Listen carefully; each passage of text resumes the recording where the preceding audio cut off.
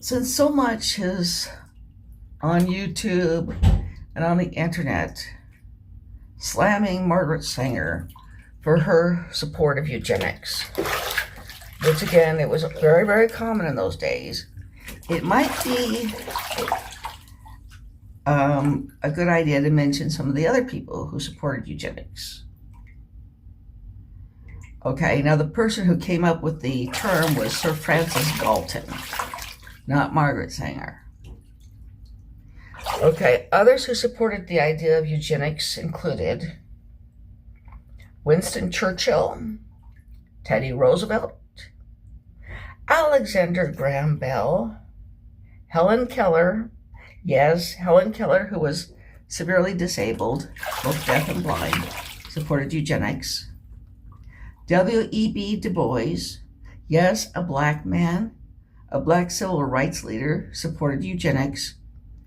Okay, which showed that eugenics and racism are not necessarily connected.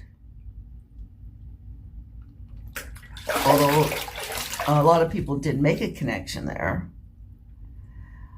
And Oliver Wendell Holmes. Now, I'm not like some of these other people, including Margaret Sanger.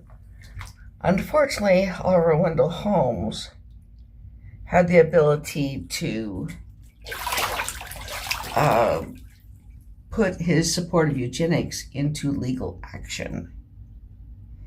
In Buck versus something or other, he approved legally the forced sterilization of a young lady named Carrie Buck. Carrie Buck, I was wrong, Carrie Buck. That was a tragedy. That was a terrible tragedy. And he did it on the grounds that 3 generations of morons is enough. Actually, the Buck family had not created even 1 generation of morons. Carrie Buck, people have gone over and examined her grades and said that she was probably of average intelligence. Not astounding, you understand, not particularly intelligent, but probably about average.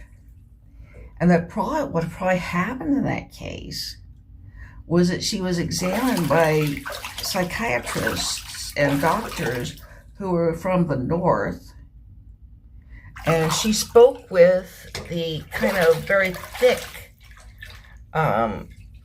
Southern dialect that was common in those days to poor whites in the South.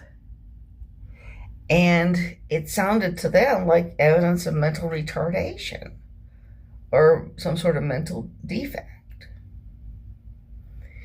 Okay, and that led to a tragedy.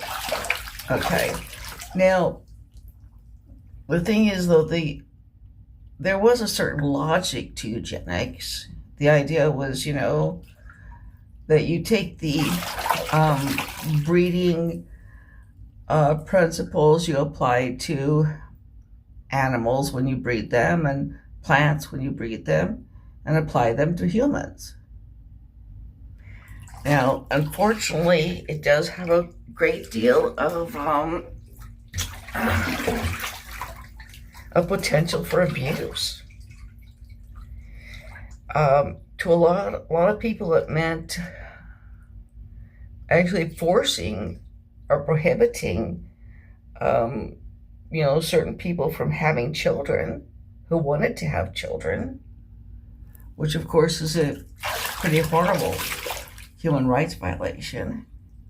It also meant encouraging people to have large families who happened to be intelligent, even if they really weren't that interested in raising large families. And, might have to turn it over to nannies or whoever, and might have to neglect the young that they weren't really that interested in having.